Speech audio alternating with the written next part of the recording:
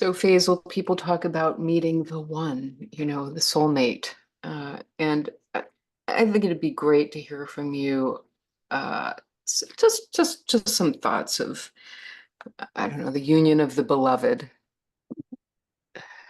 I love the subject. I think I wish to leave with it. Mhm. For me, like the fruition of all the years of work and all of that, this is fascinating.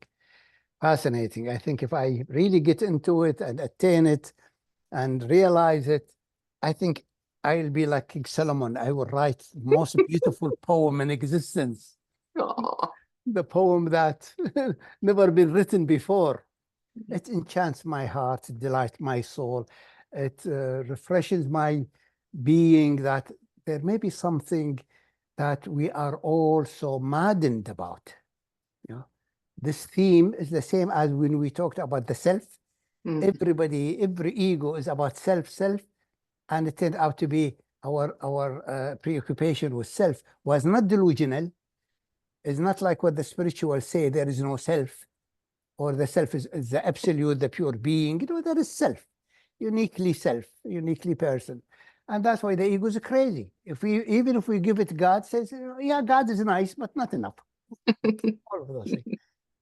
The same thing with this part in all of us. There is a longing, this longing for a beloved, for somebody to love and be loved by, somebody to match, somebody to see, somebody to be seen by, it's I mean, you name it, the whole industry of Hollywood and Bollywood is all about that. When are we going to find her? When are we going to find him? And how it's going to be and how it's going to be. All of those things. And of course, in my life personally, it was part of my life, part of my quest. Someday I'm going to meet her, I'm going to fall in love. And I did. Mhm. And I met her in love and got out of it and met and got out of it. Right. And the result, I get married, I had children, and it was so enriching and so close and so unfolding, you know. But there was something untouched still. And of course, me and my spiritual journey and me therapeutic approach, this must be my ego. It didn't die. It didn't die. It didn't die. I have to make it die, you know, like it has to dissolve, and I have to let go of this obsession of finding her and all of those things. And that is the last temptation of Christ. There was a movie about him. He was tempted, and the temptation was about Mary Magdalene, that he was madly in love with her. And it turned out to be true. He was really madly in love with her. They have children. They made the round table, all of those things. There's a big history about it. So it's true. He was madly in love, the temptation.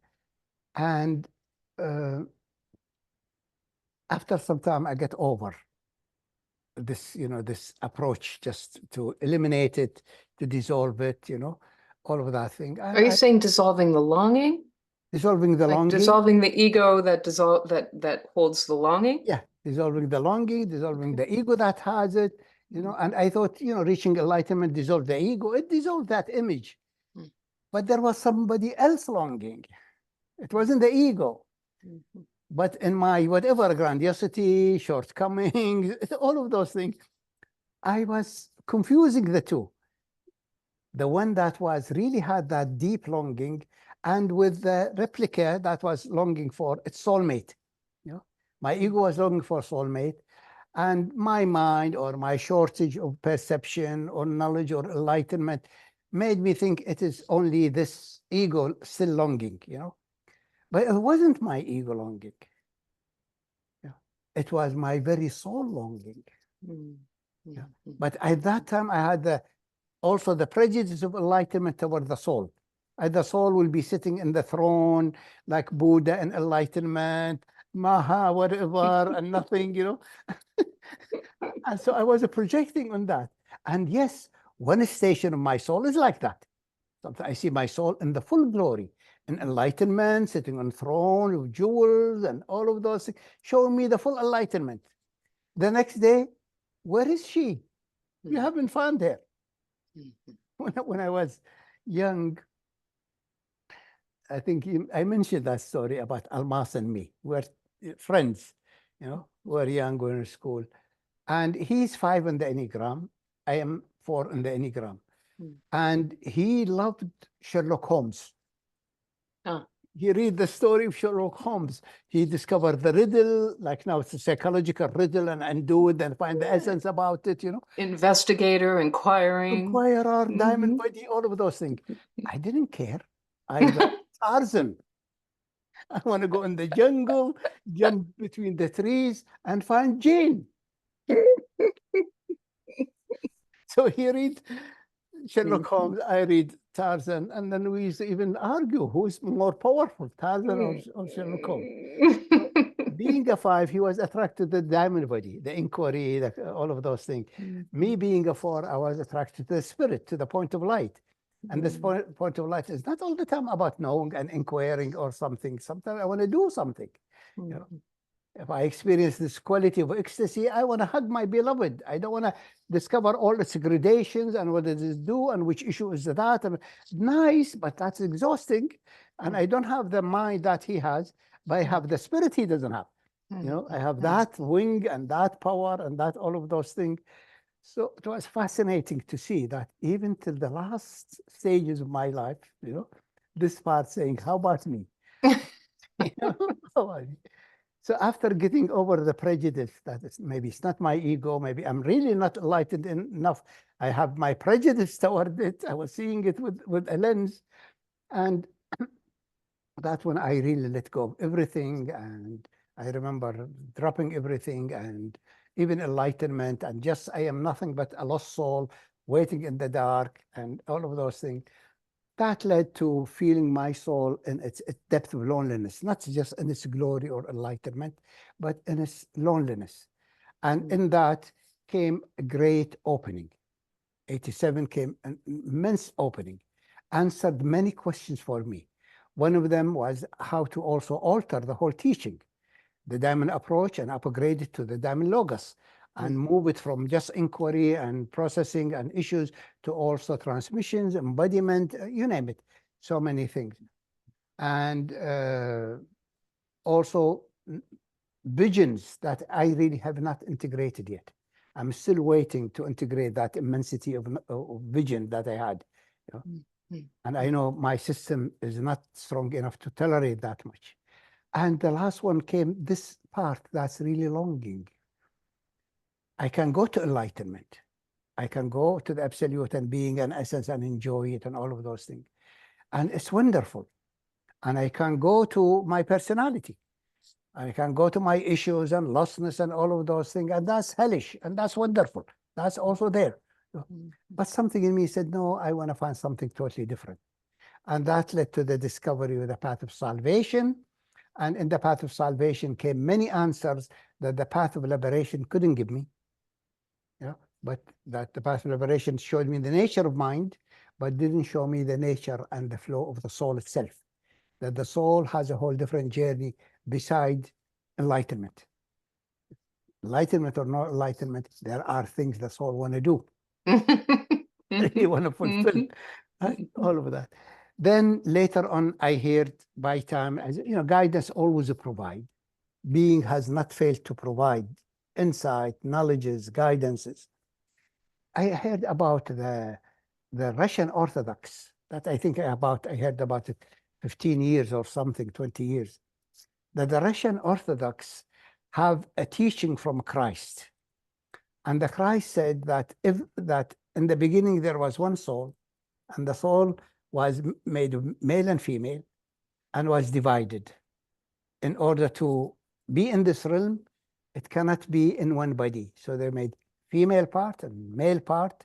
And through that union, creation continue, evolution continue. And that really the fulfillment is when those two halves of those soul come together. And he said, God created one, right? One soul, and each one has its own half.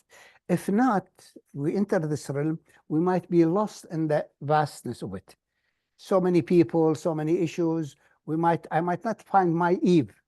I might not find my Mary, right? So then God created 3 closer to me. And if I find one of them, then she becomes my soulmate. The one is not my soulmate. The one is more. Okay? So I can find mate for my soul, Okay. right? My soul mates with her, loves her, she loves me, we evolve, we grow, all of those things. If I'm not, sorry, where did the three come in? I oh, God created, let's say, 3 women for me that are close to my nature. See? oh, And I can aren't mate. you lucky? Yeah, oh, no, wait, it gets the plot thickens. Oh. If I can't find one of them to mate with, right? Because whatever circumstances, the upheaval of recreation and reincarnation, then there'll be 6. One of them could be closer to me. I don't marry all of them. It's not legal. Islam only 4. So anyway, if not 12, up to 66, right? Up to 66. And one of them, they'll be closer to me than others. If not, then I am lost in the shuffle, like a humanity lost in the shuffle. Yeah. And that as long as I haven't found my one, that the yearning continues to eternity till I found her. There is no restfulness in the soul till I find her. And I thought enlightenment will give me the restfulness. It gave me immense restfulness, immense freedom, immense everything. But this part still was there, you know. And I didn't take this, you know, this teaching to be it or not it, but I was open to it. Then I was reading Don Juan and Carlos Castaneda. And Don Juan was telling that, you know, when a person becomes a being, becomes a Nahwal, an entity, he also needs his consort. He needs the Nahwal woman. And the Nahwal woman needs her Nahwal man. And when they come together, the effect is really remarkable. Everything settles down. Everything's calmed down. There is no more restlessness in the soul. There is no more longing in the soul. There is the humdrum what to do, right? They may be fighting about breakfast or not breakfast, right? But deep settling in the soul, as if those 2 halves, when they come together, their union generates a frequency that enables them to settle in utmost grace, in the divine love, in the divine order. Because these are the 2 that can only fit. Otherwise, it doesn't fit. And that doesn't become soulmate. It becomes more. It becomes twin flame. They call it, maybe I don't understand. Twin flame? Twin flame. It's a flame that got divided, became a twin. Okay. And when the 2 flames come together, they consume each other. They burn each other. Merge and unite. And so it combust. Sorry? Combust. Combust. Like combustion. Exactly. And some of it is even like nightmare because of so much issues that come up. And some of it is so restfulness, like one restfulness of it is worth a lifetime. So that is when you meet your one, everything settles down. As if it's an amazing key, amazing frequency. When you are in it, it lands you in the heart of the mandala of creation, in the divine love field, in the divine order. And there it feels a certain maturation begin to happen. Maturation that embraces all, have love, have compassion, have care, have guardianship of the kingdom, have meaning to all that there is, as if the eyes were not able to perceive it, even by enlightenment. It needed another frequency to upgrade that vehicle, to upgrade that perception. So for me, that was really like incredible. And when I had a glimpse of that experience, it changed everything for me. Something in me settled, completely settled. If I am with her or not with her, that'll be grace. That'll be abundant. That'll be icing on the cake. That'll be wonderful. But I know the part of me that was longing was not an ego. I was not a deluded soul. And 6 years ago, I might have mentioned it. I think the Christians will kill me, but so the Muslims too. They all, you know, I have said so much about them. One day 6 years ago, I was in Italy I have a group, and part of the group retreat, 1 or 2 nights, we gather together, usually in the church. I rent monasteries, and there is always a beautiful, sweet church there. So we go sit there and we do healing, an hour of healing, an hour and a half healing. Prayer, pray to the divine, pray to God, pray to deities that you know, pray to the Mary, pray to the Christ, and all of those things. And long time ago, you know, about 15, 18 years ago, I had a union, a connection with Christ from 87, but it got really emphasized and really established in about 18 years ago. And in which I asked him to grant me to do healing sessions. That am I going to be, could he grant me that when I do healing sessions, that he will show up, he will hold the field. Because no matter what I do, maybe I am powerful this way, that way, but I know he is the Lord of divine love and healing and mastery of life and creation. And I was granted that. So I used to do with all my group healing sessions. And each time I did, always, not even once, I was let down. The Christ comes, stands behind me, and my whole spinal cord opens up with the divine love, with the divine light, emanating to the whole field. He's holding the field, and I am emanating. And usually Mary is always with him. And she is going around people, sprinkling some rose water on this one or something on this one. Always a field of utmost sacredness, utmost beauty, utmost love. Never failed. So that night, that time, when 6, 7 years ago, I was having so much pain, anguish. I was coughing so much. I was having heart trouble, all of those things. And I was, and I was thinking maybe this issue was consuming me, that this is my crying, this is my longing. Is there a win? You know, am I delusional? Am I taking this? Am I postponing, you know, my resolution? Is this the last temptation of Christ? Is this my beast? Is this my super ego tricking me? My ego tricking me from surrendering, you know? So I am just coughing and all of those things. So in that, I was, you know, sitting, holding the field for the group, and I prayed for the Christ to come. And I prayed to help me to heal from the cough. And please tell me, what is the story about? Then Christ showed up. But this time it wasn't the glorious, magnificent, mature Christ. It was a youthful Christ, most gorgeous, beautiful spirit coming. And Mary, instead of the mother, holy and beautiful, and came this divine, gorgeous, really gorgeous entity, female, youthful as he is. Yeah. And usually they you know, the Christ come, I said, supporting the spine, and she is. This time one stood in my right, one stood in my left, and I, you know, being a 4, I said, oh my God, you know, I must be really bad, because they wouldn't even greet me, they wouldn't stand next to me, oi, oi, oi, right? All of that. Then the Christ and the Mary came, stood in front of me, and there were all the students there. If they were seers, they would have seen it, but it is in the inner seeing realm. And as they come close to each other, there was no more mother, there was no more son. These were roles they played, reincarnational, but they were 2 beautiful souls, and they were 2 halves of a soul. And they say, watch, watch, you know. And they came closer and closer and closer and closer.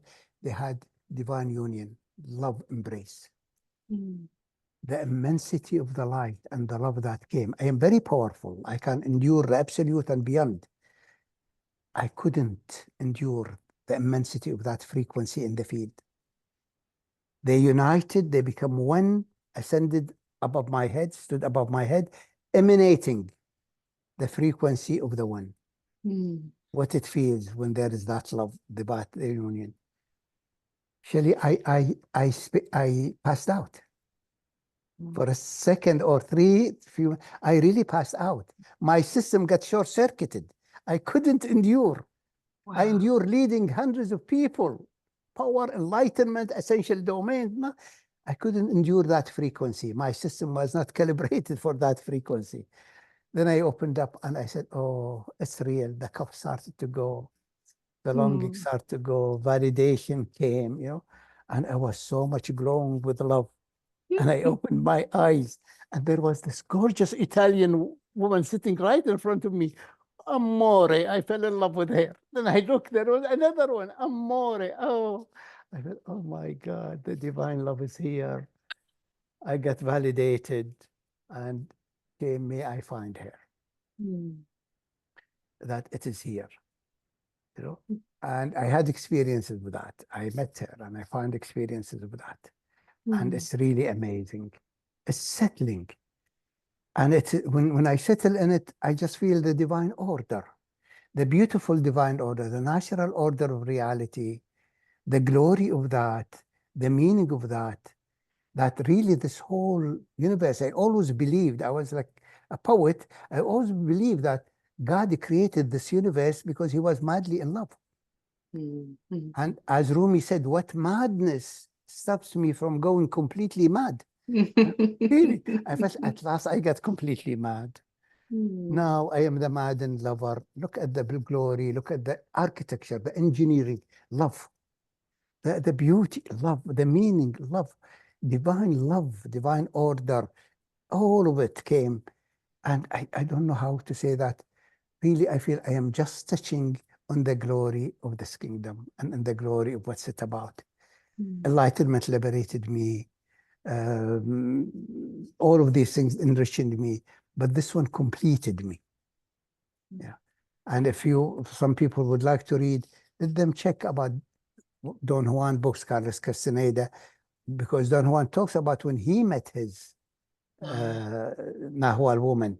Ah. And Carlos Castaneda talks about when he met his Nahual woman and how they felt. Mm. Regardless of issues, there is that settling. Like sometimes I think some people, you walk by a park and you see an old couple there sitting, and you feel their field is just Mm.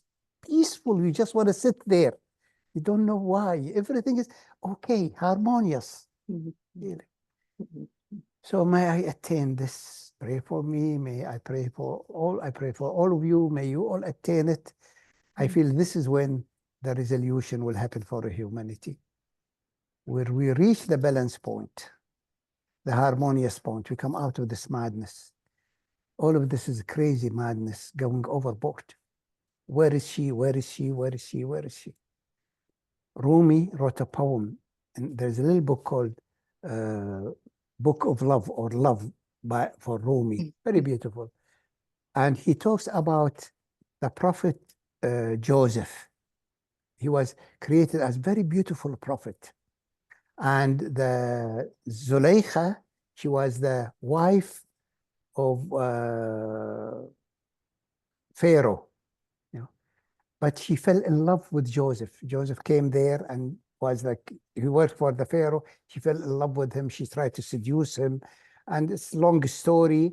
But in this poem, uh, Rumi said, when Zuleika says, look at the spring blossoming, listen to the river music flowing, see the gorgeous birds, see all what she is saying, Joseph, Joseph, Joseph.